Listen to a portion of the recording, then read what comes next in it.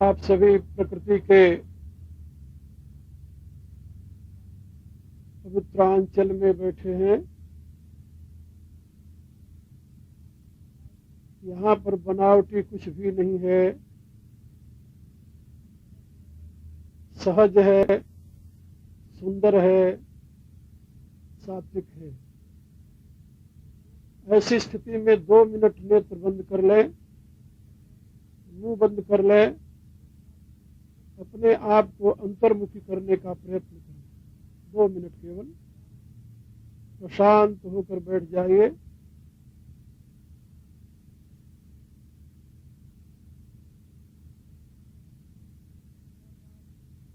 आकाश का चिंतन करते हुए उस अनंत आकाश में व्याप्त परिपूर्ण जो जीवनी शक्ति ऊर्जा है, जो श्वास के रूप में आपके शरीर में प्रवेश कर आपको जीवन प्रदान कर रही है, उस श्वास के ऊपर ध्यान रखिए। श्वास को देखते हुए, लंबी श्वास लेते हुए, श्वास के साथ भगवान का नाम लेते हुए शांत होकर बैठिए। तो 2 मिनट के लिए 3 बार मेरे साथ प्रणव का नाद करें।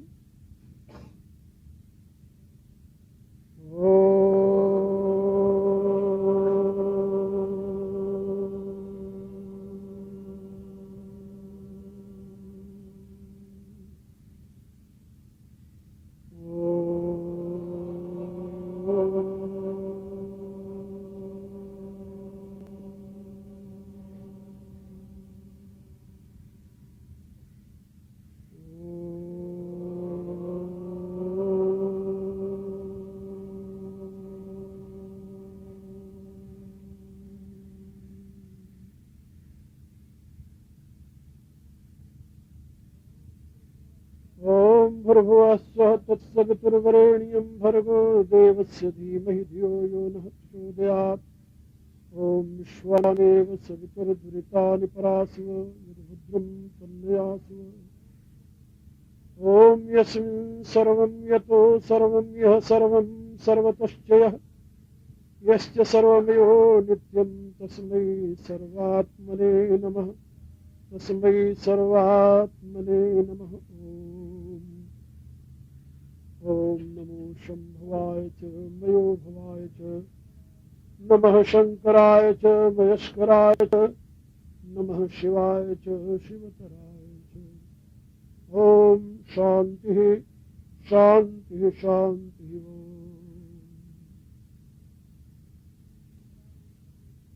परावर रूप में उपस्थित मेरी प्रिय आत्माओं, करुणा निधान भगवान की करुणा आप सभी के लिए सदैव कल्याणकारिणी हो, यह मेरी आंतरिक शुभकामना।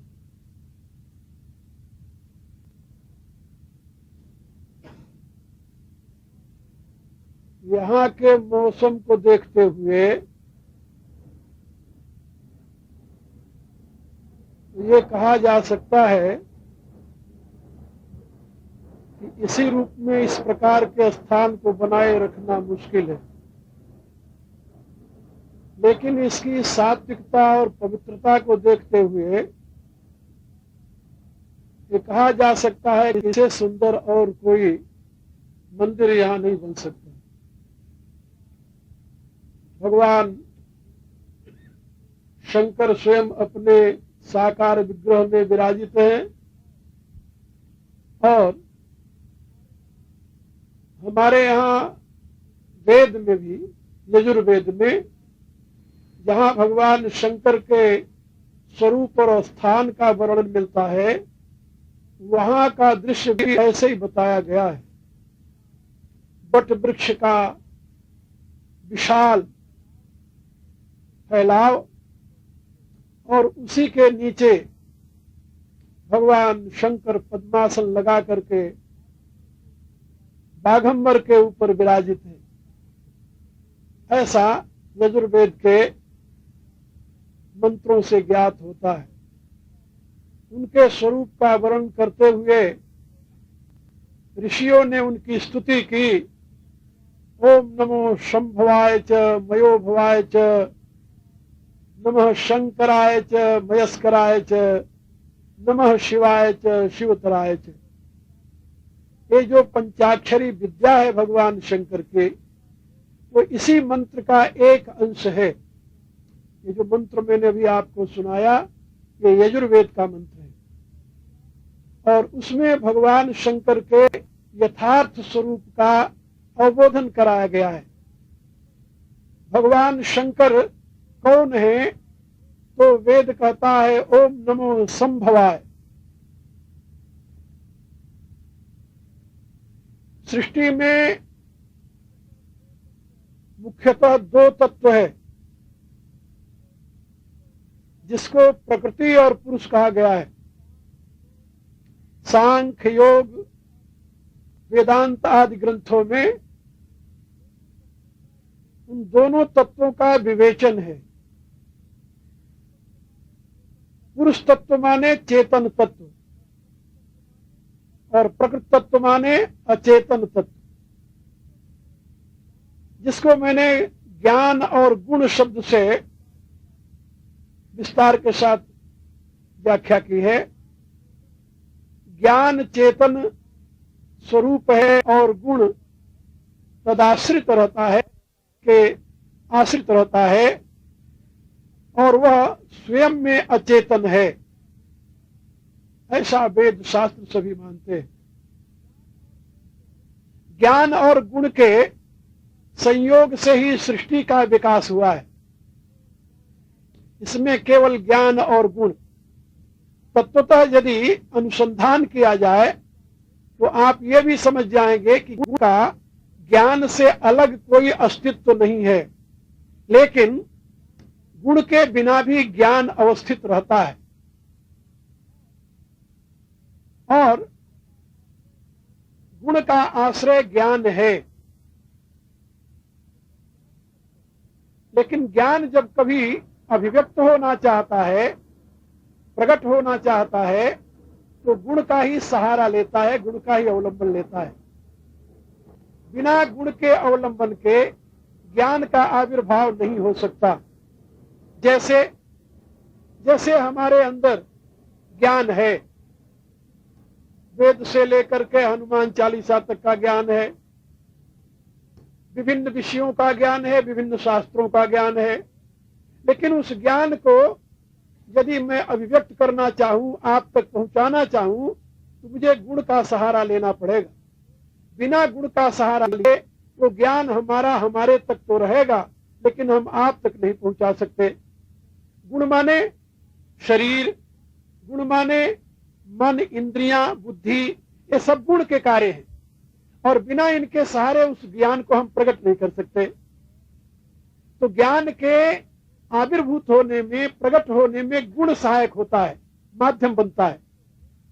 और ये गुण जो है सारा का सारा ये ज्ञान के आश्रित ही टिका हुआ है, क्योंकि ज्ञान जिस चेतन का धर्म है, यदि वो चेतन न रहे इस शरीर में तो न बुद्धि हो सकती है, न इंद्रियां हो सकती हैं, न मन हो सकता है, न यंत्र हो सकता है, न जिह्वा हो सकता है, न कोई बोल सकता है, न कुछ कर सकता है। तो ये सारा गुण जो है ये ज्ञान के सहारे ही टिका हुआ है।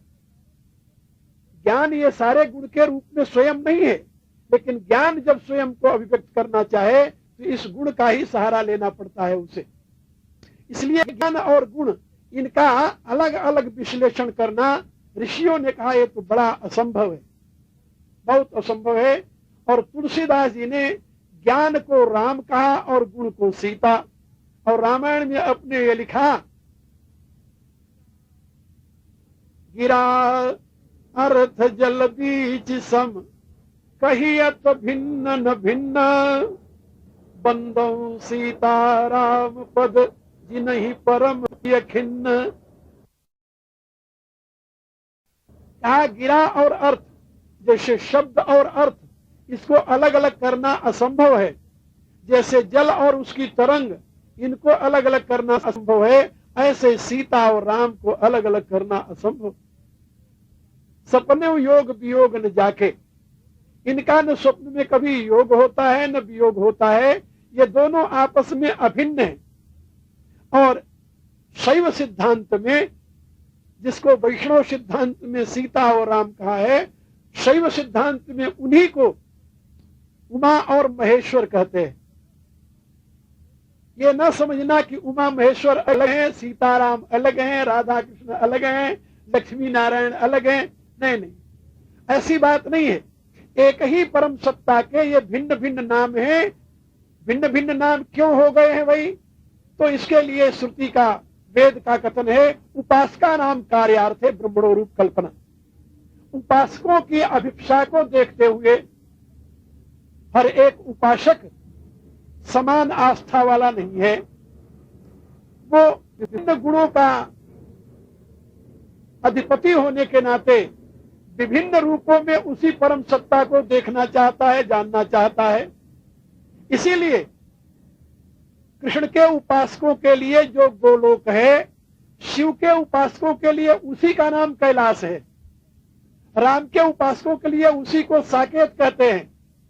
विष्णु के उपासकों के लिए उसी का नाम बैकुंठ है। ये न समझना कि साकेत अलग है, गोलोक अलग है, बैकुंठ अलग है, कैलाश अलग है। ऐसा नहीं है, क्योंकि सत्य तो एक है, उसको विभाजित नहीं किया जा सकता। हाँ, इतना जरूर है कि शिव भक्त उसे कैलाश के रूप में देखते हैं और विष्णु भक्त उसे गोलोक के रूप में देखते हैं, राम भक्त उसे साकेत के रूप में देखते हैं और नारायण के भक्त जो है उसे बैकुंठ मानते हैं। अनेक नाम उसके हैं, लेकिन तत्व एक है। यह वैदिक सिद्धांत का सार मैं आप लोगों को समझा रहा हूं। और ये जो भेद हैं सारे, ये भेद तो केवल उस दृष्टि से हैं जिससे उपासक अपनी रुचि के अनुसार अपना उपास्य देव वर्ण करके आगे बढ़ सके। लेकिन जब टॉप पर पहुंचोगे तो आप देखोगे कि जहां आप खड़े हैं वही सबका स्थान है और सारे रास्ते जो हैं ये सब वहीं आ रहे हैं जहां आप पहुंचे हुए हो। इसलिए वेद मंत्रों में कहीं पर उस मायापति को नारायण कहा गया, कहीं पर उस मायापति को विष्णु कहा गया, कहीं पर उस मायापति को महेश्वर कहा गया। मायाम तू प्रकृतिम विद्यान माइनम तू महेश्वर, वेद का मंत्र है। उसमें बताया गया कि माया को तू प्रकृति जान। प्रकृति का नाम माया है। सांख्य में उसे प्रकृति कहते हैं और वेदांत में उसे माया कहते हैं। प्रकृति को माया क्यों कहते हैं भाई? इनके दो अलग अलग व्याख्यान है। प्रकृति का अर्थ होता है तीन तत्वों का प्रथम अक्षर, एक एक अक्षर ले लिया। सतोगुण का प्र ले लिया, रजोगुण का क्री ले लिया और तमोगुण का त ले लिया। ये तीनों गुणों का धर्म क्या है? प्रकाशक क्रिया स्थितिशीलम भूतेन्द्रियात्मकम भोगापोर्गार्थम दृश्यम। तो प्रकाशक क्रिया और स्थिति, तो प्रकाश के नाते तो प्र ले लिया सतोगुण का, क्रिया के नाते क्री ले लिया रजोगुण का और स्थिति के नाते त ले लिया, ती ले लिया तमोगुण का। तो क्या बन गया? प्रकृति। ये संक्षेप में। अब ये तीनों गुणों का अवबोधन कराती है प्रकृति। ये प्रकृति क्या है? तीनों गुणों की साम्यावस्था, त्रिगुण साम्यावस्था प्रकृति। और इसी प्रकृति को एक दूसरा नाम दिया गया माया। माया माने क्या होता है? मां धातु है व्याकरण की, जिसका अर्थ होता है मापना, मेजरमेंट करना। और या माने जो, या जो है स्त्रीलिंग है। जो शक्ति उस अमापी को, इमेजरेबल को और माप में प्रकट कर दे, है तो इमेजरेबल। वो इमेजरेबल जानते होंगे ना, अंग्रेजी का शब्द है। जिसका माप नहीं होता, जो सर्वव्यापी है, कण कण में बसा हुआ है, जो सर्वरूप है और जो सर्वव्यापी है, उसको एक रूप विशेष में दिखा देना। जिस शक्ति का ये काम है उस शक्ति का नाम है माया। उसको माया कहते हैं। कुछ विद्वानों ने माया का अर्थ किया है या माने जो, मां माने नहीं। लेकिन मां माने नहीं जो होता है, मां एक अक्षर है जिसका अर्थ नहीं, लेकिन वो मां शब्द से माया शब्द नहीं बनता। वो जो व्याकरण नहीं जानते वो ऐसे ही व्याख्या करते हैं। उनको पता नहीं है कि मां शब्द जो है वो अव्यय है और अव्यय से कोई दूसरा अर्थ नहीं बनता, दूसरा शब्द नहीं बनता। धातु से शब्द बनता है, अव्यय से नहीं बनता, ये बात याद रखना।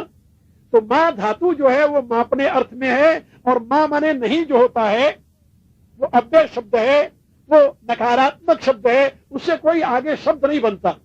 लेकिन माया शब्द जो बना है ये मां मापने धातु से बना है, मां अव्यय से नहीं बना है। इसलिए ये अर्थ करना कि माया माने नहीं है, ये मिथ्या अर्थ है, गलत अर्थ है, और ये अशास्त्रीय अर्थ है। तो मैं आप लोगों को बता रहा था कि वेद कहता है मायाम तु प्रकृतिम विद्यान, माया तुम प्रकृति के जानो। प्रकृति और माया दोनों पर्यायवाची शब्द हैं। वो जो त्रिगुणात्मिका प्रकृति है वही अमापी परमात्मा को एक रूप में प्रकट कर देती है। ये भगवान स्वयं गीता के चौथे अध्याय में कहते हैं, अजो पिशन बे आत्मा भूतानापि स्वरोपिशन। हे अर्जुन, मैं अज हूं। अज माने अजन्मा, मेरा कभी जन्म नहीं होता। अजो अपि, मैं अज हूं। और भूतानाम ईश्वरोपिशन, और मैं संपूर्ण प्राणियों का ईश्वर हूं। लेकिन ऐसा जो मैं हूं, जब मुझे कभी संसार में प्रकट होना पड़ता है तब मैं क्या करता हूं जानते हो? प्रकृतिम स्वामधिष्ठाय संभवामी आत्ममाया। तो मैं उस प्रकृति को, जो मेरी प्रकृति है, मेरी शक्ति है, उस अपनी शक्ति को माध्यम बना करके मैं अपने आत्म माया द्वारा प्रकट हो जाता हूं। प्रकृतिम स्वामधिष्ठाय संभवामी आत्ममाया। यदि परमात्मा प्रकृति का सहारा न ले तो स्वयं प्रकट हो सकता है क्या? नहीं हो सकता, असंभव। इसलिए प्रकृति जो है, उसी प्रकृति को शास्त्रों में सीता कहा गया, उसी प्रकृति को शास्त्रों में राधा कहा गया, उसी प्रकृति के शास्त्रों में दुर्गा कहा गया, उसी को शास्त्रों में लक्ष्मी कहा गया। ये सब उसी के नाम है, अनेकों नाम है उसके, उसी प्रकृति के।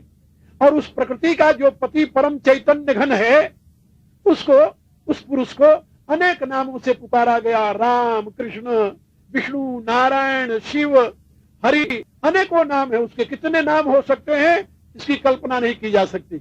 फिर भी महापुरुषों ने सहस्र नाम बना दिए।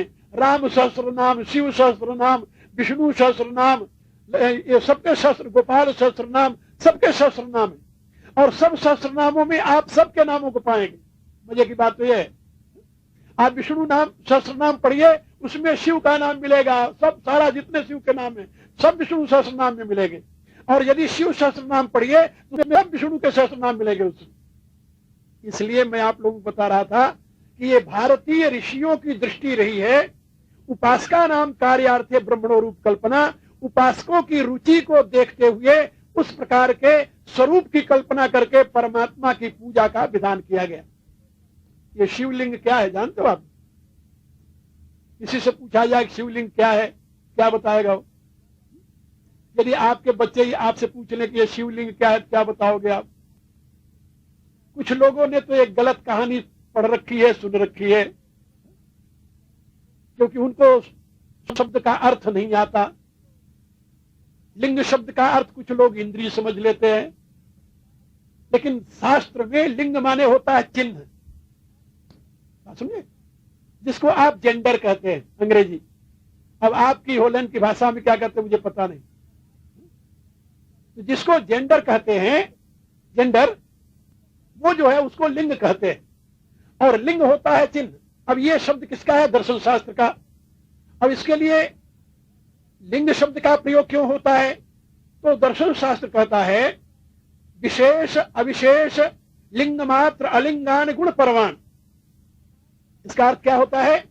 कहा जब परमात्मा के प्रकाश से, उस परम चैतन्य घन परमात्मा के प्रकाश से प्रकृति गर्भित होती है, गर्भित होकर जब उसमें गति होती है, और गति होकर के जब उसमें एक विशाल अंड बन जाता है, उससे विशाल अंड पैदा होता है जिसको ब्रह्मांड कहते हैं। ब्रह्मांड माने विशाल, ब्रह्म का अर्थ होता है महान, जिससे बड़ा और कल्पना नहीं कर सकते आप।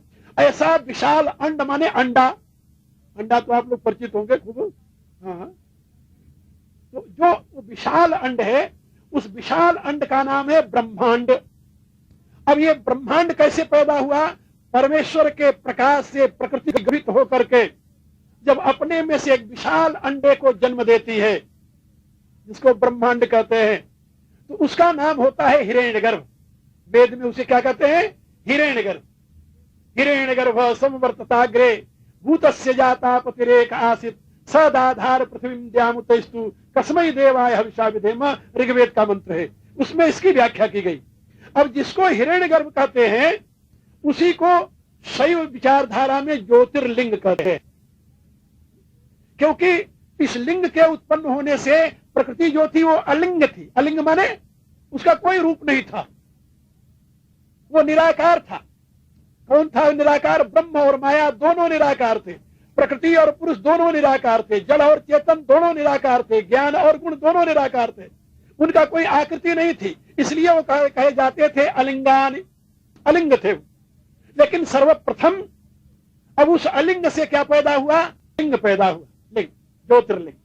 अब उसको ज्योतिर्लिंग कहिए, उसको हिरण्यगर्भ कहिए, या उसको तेजस कहिए, और वही विश्व रूप में अभिव्यक्त हो जाता है। पहले प्राज्ञ है, फिर बाद में तेजस है, और फिर बाद में विश्व है। तो प्राज्ञ कौन सी उसकी अवस्था है? वो गर्भावस्था, गर्भावस्था का नाम प्राज्ञ है। लेकिन जब गर्भ आकृति धारण कर लेता है तब वो प्रकाश होता है, उस प्रकाश पुंज का नाम तेजस है।